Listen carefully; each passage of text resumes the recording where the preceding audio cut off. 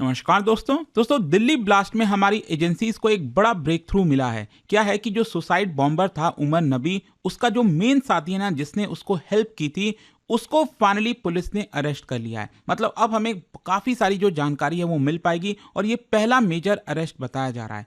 लेकिन साथ ही साथ जो हम इस वीडियो के अंदर डिटेल से चर्चा करेंगे वो ये है कि अभी तक दिल्ली ब्लास्ट में आपने सुना होगा अमोनियम नाइट्रेट के होने की आशंका थी कि क्या उसकी वजह से इतना बड़ा ब्लास्ट हुआ। लेकिन जो यहाँ पर अब चीज़ें पाई गई हैं, ऐसा लगता है कि जो मदर ऑफ सैटन है, मतलब मदर ऑफ शैतान भी इसको कहा जाता है, वो पाया गया है इसके अंदर। ये आप देख सकते हो खबर, from London to Brussels to Manchester, mother of Satan emerges in Delhi Red Fort probe. इसको थोड़ा सा हम डिटेल में समझेंगे कि एग्जैक्टली ये है क्या, ये क्यों इतना ज़्यादा सेंसिटिव होता है, क्योंकि कई जगह दुनिया भर में कई जगह इसका इस्तेमाल किया गया है। वो सब कुछ मैं आपको बताऊंगा। चलिए आगे बढ़ते हैं, लेकिन उससे पहले आप सबको बता दूं कि स्टडी आईक्यू पर हमारा जो बैच है, क्रैश कोर्स है यूपीएससी 2026 प्रीलिम्स के लिए, जिसके अंदर live classes, previous question, C SAT, current affair, test series, ये सब कुछ मिलेगा और पर्सनल मेंटरशिप भी।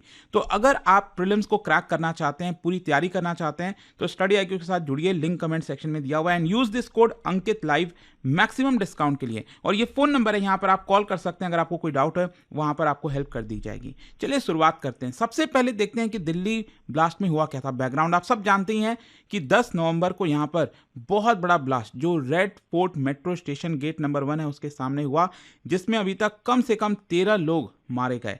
तो यहां पर क्या है ना कि जो Hyundai i20 थी उसको चला रहा था जो सुसाइड बॉम्बर है उमर नबी, और इसी के द्वारा ये ब्लास्ट किया गया। अब इसमें बहुत सारी चीज़ें हैं जो पता नहीं लग पाई हैं। क्या इसने जानबूझकर ये ट्रिगर किया, क्या एक्सीडेंटली हुआ क्यों, पैनिक में आकर ये हुआ, क्योंकि फरीदाबाद में जितने भी नेटवर्क्स थे वो पकड़े जा रहे थे। तो ये केस अभी इस समय अगर आप देखोगे नेशनल इन्वेस्टिगेशन एजेंसी के अंदर है। लेकिन फॉरेंसिक टीम जब इसकी पूरी जांच कर रही थी तो पता चलता है कि जो रेसिड्यू था, मतलब ब्लास्ट के बाद जो चीज़ें बचती हैं उसकी जब टेस्टिंग की जाती है तो यहाँ पर TATP, that is triacetone triperoxide, ये इसके अंदर पाया गया है, जिसको कॉमनली कहा जाता है मदर ऑफ शैतान या फिर मदर ऑफ सैटन। तो ये एग्जैक्टली है क्या, व्हाट इज TATP? TATP एक highly volatile organic para oxide explosive है।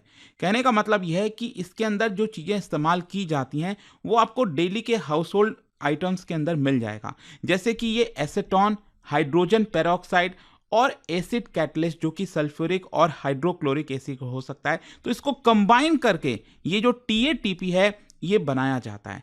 और ये दिखने में अगर आप देखोगे ना व्हाइट कलर का होता है, जो शुगर क्रिस्टल जैसा होता है ना, जो शुगर आपने देखा होगा कुछ वैसा आपको देखने को मिलेगा। और इसको मदर ऑफ शैतान क्यों कहा जाता है? क्योंकि ये एक्सट्रीमली अनस्टेबल होता है, सेंसिटिव होता है। अगर आप इसको एकदम बहुत हीट में कहीं रख दोगे तो ये एक्सप्लोड हो सकता है। तो इट कैन डिटोनेट अनएक्सपेक्टेडली। अगर आप हैंडलिंग कर रहे हो, एक जगह से दूसरे जगह ले जा रहे हो, तो बहुत ही ज़्यादा अनस्टेबल होता है ये, और इसकी वजह से बहुत ज़्यादा नुकसान हो सकता है। और आप देख सकते हो it has killed many bomb makers themselves. कई बार लोग जब इसी से बॉम्ब बना रहे होते हैं इस पर्टिकुलर एक्सप्लोसिव से, तो वो अपने आप ब्लास्ट हो जाता है बिकॉज ऑफ इट्स सेंसिटिविटी। तो ये आपको ध्यान में रखना है। अच्छा, जो टेररिस्ट हैं वो TATP का इस्तेमाल क्यों करते हैं? जो मैं आपको बोल रहा था ना, जो इसके अंदर कंपाउंड मिलाया जाता है, जो कि एवरीडे हमारे घरों में केमिकल इस्तेमाल होता है, जो चीज़ें इस्तेमाल होती हैं वो आपको इसके अंदर देखने को मिल जाएगा। जैसे एसीटोन की जो ज़रूरत होती है वो आपको नेल पॉलिश रिमूवर में मिल जाएगा। जो हाइड्रोजन पेरोक्साइड की मैंने बात की, ये हेयर ब्लीच में, इंडस्ट्रियल डिसइंफेक्टेंट्स में आपको मिल जाएगा। हाउस होल्ड जो एसिड्स होते हैं, जैसे मैंने आपको बताया ना, एसिड जो कैटलिस्ट इसके अंदर चाहिए होता है, सल्फ्यूरिक या फिर हाइड्रोक्लोरिक एसिड, ये आपको हमारे हाउस होल्ड एसिड्स में मिल जाएगा। तो इसकी वजह से ये बहुत आसानी से मिल जाता है और इसी के थ्रू जो है जो टेररिस्ट हैं वो बॉम्ब बनाने की कोशिश करते हैं। लेकिन हाँ, इसमें एक इंपॉर्टेंट चीज़ ये है कि जो TATP है इसको डिटेक्ट करना भी बहुत मुश्किल है, क्योंकि ट्रेडिशनली जितने भी डिटेक्टर्स होते हैं, एक्सप्लोसिव डिटेक्टर्स जो हमारी एजेंसीज इस्तेमाल करती हैं, वो बेसिकली नाइट्रोजन कंपाउंड को डिटेक्ट करने की कोशिश करते हैं। लेकिन TATP के अंदर नाइट्रोजन होता ही नहीं है, जिसकी वजह से इसको डिटेक्ट करना मुश्किल हो जाता है। और एक और चीज़ मैं आपको बताता हूँ, इसको डेटोनेट करने के लिए आपको, मतलब एक्सप्लोड करने के लिए डेटोनेटर की ज़रूरत नहीं पड़ती। मतलब ये इतना हाईली सेंसिटिव होता है कि ये हीट की वजह से शॉक की वजह से, फ्रिक्शन की वजह से, मतलब इसको कहीं जाकर भिड़ा दिया, शॉक लग गया तो वो एक्सप्लोड हो सकता है। स्टैटिक इलेक्ट्रिसिटी, मतलब कहने का मतलब ये जो डिवाइस है बहुत सिंपलर है लेकिन काफ़ी ज़्यादा डेडलियर होता है। ये आपको थोड़ा सा समझने की जरूरत थी। अच्छा, टीएटीपी को सस्पेक्ट क्यों किया जा रहा है दिल्ली ब्लास्ट के अंदर? क्योंकि फॉरेंसिक सैंपल्स, जो कार जो ब्लास्ट हुआ था उसके आसपास जो रेसिड्यूज मिले, उससे जो यहाँ पर टेस्टिंग की गई तो उसमें पैरा ऑक्साइड क्रिस्टलाइन रेसिड्यू मिला। और जो ट्रिगर सिग्नेचर है, जैसे पास्ट में जो टीएटीपी ब्लास्ट हुए थे उससे आपको सिमिलर सिग्नेचर्स देखने को मिलते हैं। और जो ऑफिसर्स हैं उनका कहना है कि it can detonate from heat alone. और कहीं ना कहीं इससे आप लिंक कर पाओगे कि आप समझिए चांदनी चौक भीड़ भाड़ का इलाका, वो आपका शाम को निकलता है, हो सकता है कि कुछ हीट वगैरह की वजह से हुआ। अगेन मैं आपसे चर्चा करूंगा उसके बारे में, लेकिन इसका आपको इंटरनेशनल पैटर्न भी देखने को मिलेगा। टीएटीपी अगर आप देखिए तो लंदन बॉम्बिंग्स में, पेरिस अटैक में, ब्रुसेल्स एयरपोर्ट अटैक में, मैनचेस्टर एरेना अटैक में कई जगह इस्तेमाल हुआ है। और दिल्ली में भी वही आपको सिमिलर केमिकल मेकर्स देखने को मिलेंगे। अच्छा, क्या इसके अंदर अमोनियम नाइट्रेट भी इस्तेमाल हुआ था? क्योंकि शुरुआत से यही कहा जा रहा था ना कि अमोनियम नाइट्रेट का इस्तेमाल हुआ होगा।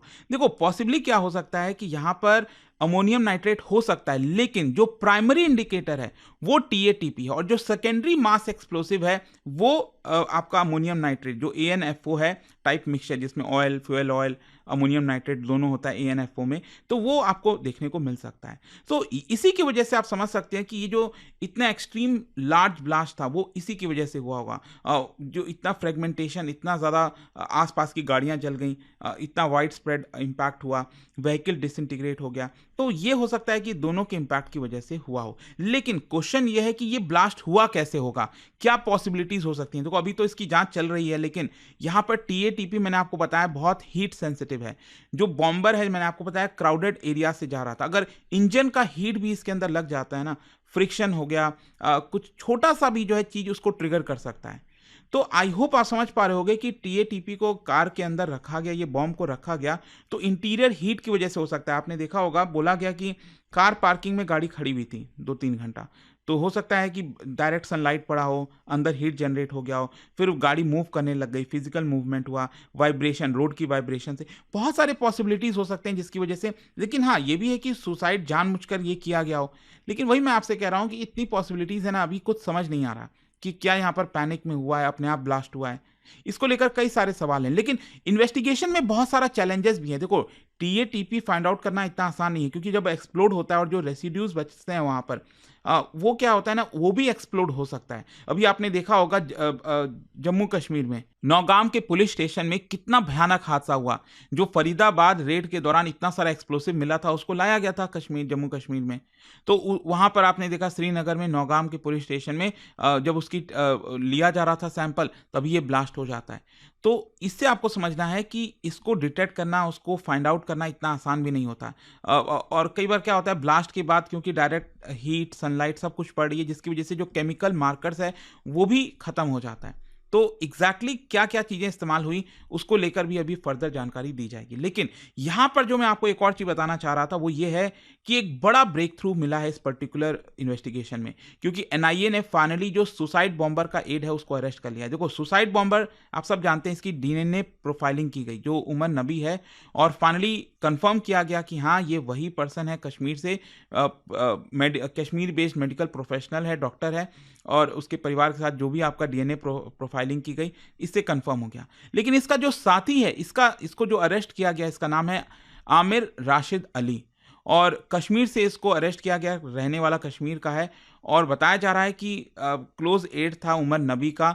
और अली क्यों इतना, मतलब इतना क्रिटिकल क्यों था? देखो, आमिर रशीद अली ने जो गाड़ी इस्तेमाल हुई थी ना दिल्ली ब्लास्ट में, उसको प्रोक्योर करने में मदद की थी। ये जो ब्लास्ट व्हीकल है वो इसी पर्सन के नाम पर था। जो Hyundai i20 गाड़ी थी वो आमिर रशीद अली के नाम पर ही थी, और साथ ही साथ आमिर रशीद अली भी दिल्ली आया था ताकि उमर नबी को हेल्प कर सके गाड़ी दिलाने में। तो इससे आप समझ सकते हो कि आमिर रशीद अली का अरेस्ट होना कितना इंपॉर्टेंट था।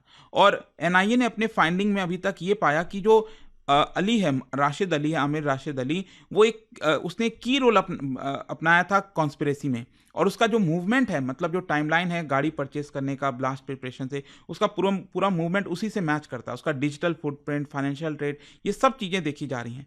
तो ये पहला मेजर अरेस्ट है इस पर्टिकुलर केस के अंदर। लेकिन क्वेश्चन ये है कि जो इन्वेस्टिगेटर्स हैं, अब वो किस चीज़ पर फोकस कर रहे हैं। देखो, सबसे पहले अब यहाँ पर फाइंड आउट करने की कोशिश की जा रही है ये ब्लास्ट था कि ये एक बड़े टेरर मॉड्यूल का हिस्सा था, क्योंकि इसके अंदर डॉक्टर का होना, dedicated aid, multiple vehicles, sophisticated explosives, तो इससे पता चलता है कि शायद एक बड़ा नेटवर्क जो है हो सकता है। दूसरा, यहाँ पर फंडिंग का सोर्सेज वगैरह क्या था वो फाइंड आउट किया जा रहा है इन्वेस्टिगेशन एजेंसीज के द्वारा। क्या इसका कोई बड़े टेरर ग्रुप्स के साथ एफिलिएशन है? पॉसिबिलिटीज तो है, जेईएम, जैश ए मोहम्मद, आईसिस लिंक क्या है, तो वो सब चीज़ें भी देखी जा रही हैं। फिर इसके अलावा यहाँ पर क्या और भी अटैक्स प्लान थे, क्योंकि यहाँ पर जिस तरह से इस साल के शुरुआत में इन्होंने रेड फोर्ट के आसपास की रेकी की और भी जगह को खंगाला, तो क्या और भी सारे ब्लास्ट प्लान थे? क्योंकि आपने देखा होगा कि यहाँ पर जो व्हीकल्स हैं और भी, वो भी सीज किए जा रहे हैं जो इससे लिंक्ड हैं। तो काफ़ी कुछ है यहाँ पर। लेकिन देखिए, जाने से पहले मैं आपको एक और चीज़ बता दूं कि जो इंटेलिजेंस और सिक्योरिटी इम्पैक्ट है इसका क्या होने वाला है। क्योंकि जो मैंने आपको बताया कि मदर ऑफ शैतान, मदर ऑफ सैटन, ये जो एक्सप्लोसिव पाया गया है, तो ऑब्वियस सी बात है हाईली सेंसिटिव एरियाज़ वगैरह में, जैसे एयरपोर्ट पर कई जगह इसको डिटेक्ट किया जा सकता है जो इंस्ट्रूमेंट्स लगाए गए हैं। लेकिन अब इसको बड़े स्तर पर अपनाने की ज़रूरत है। हमारा जो डिटेक्शन सिस्टम है उसको अपग्रेड करने की ज़रूरत है, ताकि पैराऑक्साइड सेंसिटिव हो, वो टीएटीपी वेपर्स को आइडेंटिफाई कर सके। तो ये चीज़ आपको देखने को मिलेगा। और काउंटर टेररिज्म मेजर्स भी अपनाना है, जैसे कि सर्विलेंस, केमिकल कोई परचेज कर रहा है किसी भी स्टोर से, तो कुछ ऐसा सिस्टम बनाया जाए कि रिटेलर इस चीज़ को बता दे सरकार को कि देखो इस पर्सन ने इतना किया है, अगर बड़ी क्वांटिटी में किसी प्रकार का शक है, तो वो सब चीज़ें भी जरूरी है। अदरवाइज ये जो ब्लास्ट था काफ़ी भयानक था और इसका इम्पैक्ट नो डाउट लंबे समय तक रहेगा, और कहीं ना कहीं इसको फाइंड आउट करने की जरूरत है। इन्वेस्टिगेशन इसको लेकर चल रही है। लेट्स सी आगे क्या चीज़ें आती हैं। बट आई होप कि जाने से पहले एक इंटरेस्टिंग क्वेश्चन आप सभी के लिए है, क्या बता सकते हो कि इनमें से कौन सा एक्सप्लोसिव मोस्ट कॉमनली यूज किया जाता है कमर्शियल माइनिंग ऑपरेशंस में, क्योंकि इसका लो सेंसिटिविटी होता है और थोड़ा सेफ भी रहता है एक प्रकार से। तो यहाँ पर कमर्शियल माइनिंग में कौन सा एक्सप्लोसिव इस्तेमाल किया जाता है आपको बताना है। और इसका राइट आंसर आप सब जानते हैं, मेरे इंस्टाग्राम पर तो मिलेगा ही, वहाँ पर अगर आप नहीं हो कोई बात नहीं, टेलीग्राम से ले सकते हैं इसका सही उत्तर। और दोस्तों, जैसा मैंने आपको बताया, अगर आप यूपीएससी 2026 का प्रीलिम्स दे रहे हैं, ये क्रैश कोर्स आपको मदद कर सकता है उसको क्रैक करने के लिए। लिंक कमेंट सेक्शन में दिया हुआ है। Use this code Ankit live maximum discount के लिए। और ध्यान रखिएगा, ये वाला जो बैच है दोस्तों, ये मॉर्निंग बैच है, और जो इवनिंग बैच है वो ऑलरेडी स्टार्ट हो गया। अगर आप लेना चाहते हैं, ये फोन नंबर है, अगर आपको कोई डाउट है बैच से रिलेटेड, कॉल कर सकते हैं, मेरी टीम आपको अच्छे से गाइड कर देगी। स्टडी IQ IAS, आपका सिलेक्शन हमारा मिशन।